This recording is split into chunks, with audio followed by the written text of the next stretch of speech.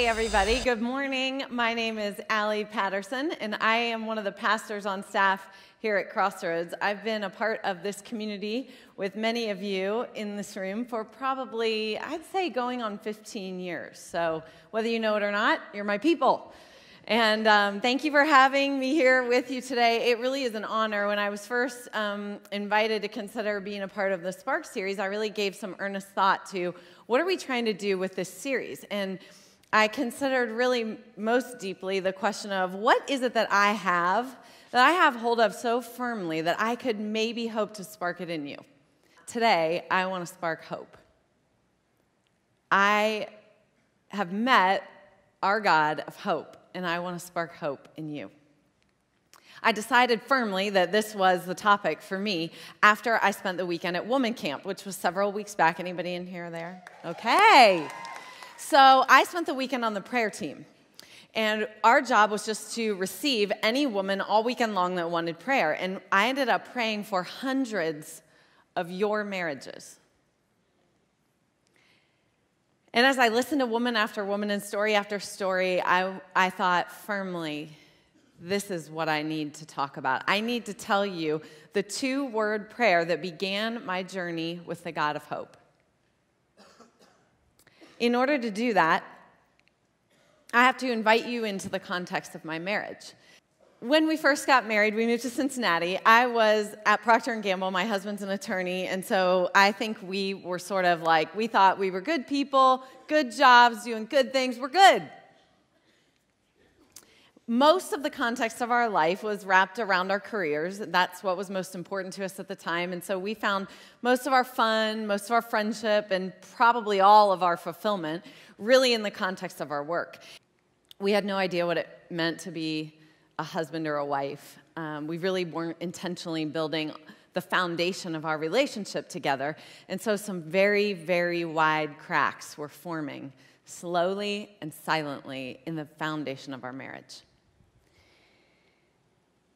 We both fell into one of those very large cracks when I had an affair with someone at work. As I made choice after choice to walk into a relationship that I knew was wrong, that I knew was disgusting,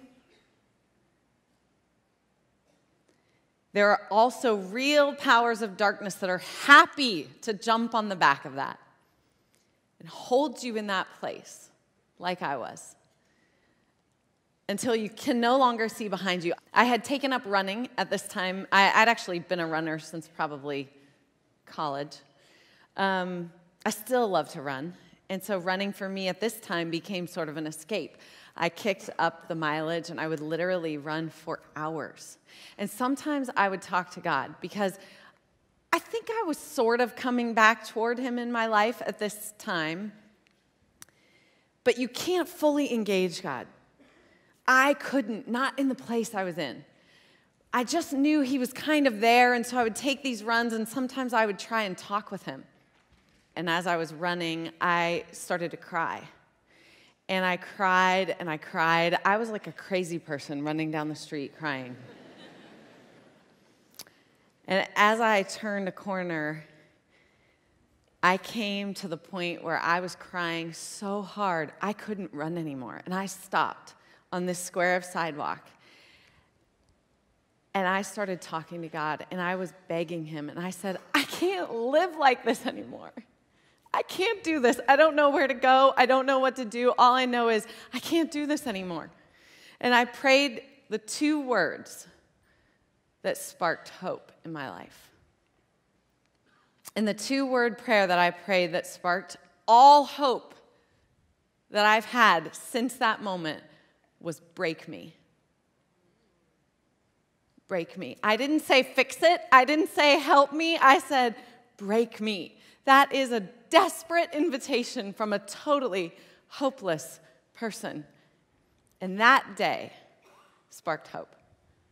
I didn't feel it, didn't think so, finished the run, went back to my life as normal, as I'd been living for probably a week or two. And then I got a little tap on my shoulder at work. And it was my boss. And she said to me, you need to come with me. There's some people that want to talk to you, and I think this is going to be very uncomfortable for you. My heart started beating really fast. And I got up and followed her, and you can imagine how I felt. We walked through 2-3 buildings downtown, all P&G buildings, and over to a little room where I would be interviewed for 3 hours about the relationship that I'd been involved in. To this day, I don't know how that went down. I don't need to know, because I know that was God. I knew on the moment it was him. And so as I'm walking through the buildings, I'm having a conversation in my mind with God, and I'm saying, I promise you, whatever is about to happen, I know this is you, and all I can think to do right now is start telling the truth. All afternoon, every question I was asked, I answered with absolute truth. The people who were in the room left the room at one point, and they left me alone with someone, and it was the HR lady. I didn't know this woman. We were strangers. And I was sitting across the table from her with my head down, more ashamed than I'd ever been in my entire life. And I heard her say from across the table, "Can I pray for you?" And I looked up, and I said, What did you say? And she said, "Can I pray for you?" I have no idea what she prayed. All I know is the entire room filled up with the presence of God. It was like he was in my ears saying, "This is me. Keep coming this way." In Isaiah 59:20, it says, "The Redeemer comes to those that repent of their sins." To redeem means to buy back. To buy back. We have a redeeming God who wants to buy me back at the lowest point. Pay for me then. But that afternoon, he set something in front of me, and we dealt with it, honestly. And then I moved on into the coming days and weeks and months, and each time he would set something in front of me, then we would try to deal with it, honestly. And it's okay for me to do that a little bit at a time, because God is trying to get me to the point that happened one morning at my house where I could finally see something I could never see before. I was walking by a mirror in my house, and I caught a glimpse of my own reflection, and luckily I was alone. And I stopped, and I looked square in the mirror, and I just stared at myself for a second. And then I began to see myself, maybe for the first time. And I said, "I know who you are. You can't lie to me anymore. You're an adulterer. You're a liar. You're a cheater. And you are definitely not the person that you tried to be."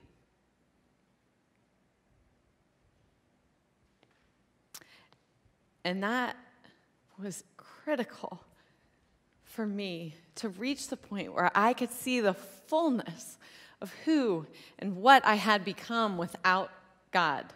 He needed me to see that in order for us to move on into this journey of hope. What he is after is to dump out grace on me.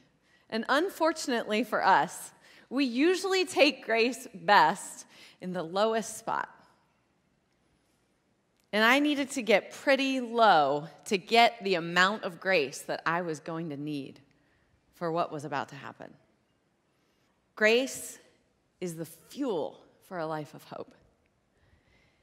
We were going to do some pretty tough things in the coming months. As a matter of fact, I would say, I don't think you could do any of this and come out on the other end whole without grace. And that's why it was so important for me to be in a spot where I could actually take it. The first thing that I knew needed to happen after this was the day that I got a hold of the fact that I needed to go home and confess. Yeah, that. And when I realized this is what needs to go down, I tried anything. Surely there has to be another way. You don't really mean that I'm going to go home and I'm going to just say it.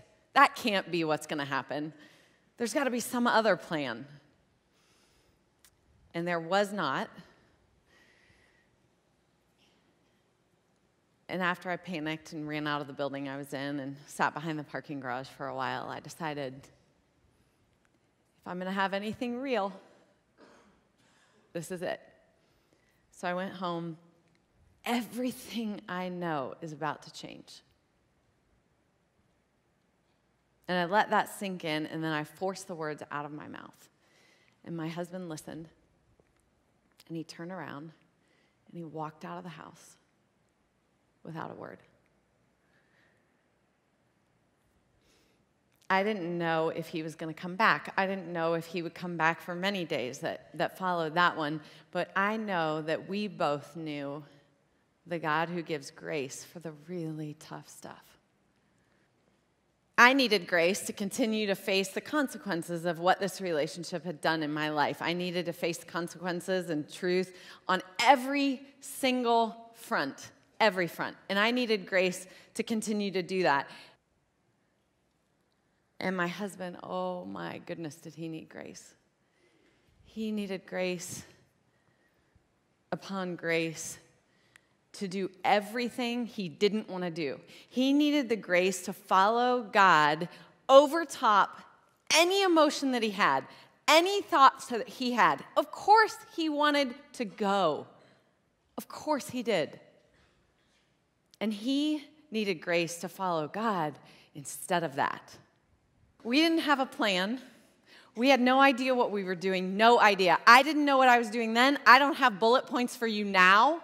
What I know is we both knew a God who was interested in saving us, who was trying to give us grace, and who was pulling us through with his hope for our future.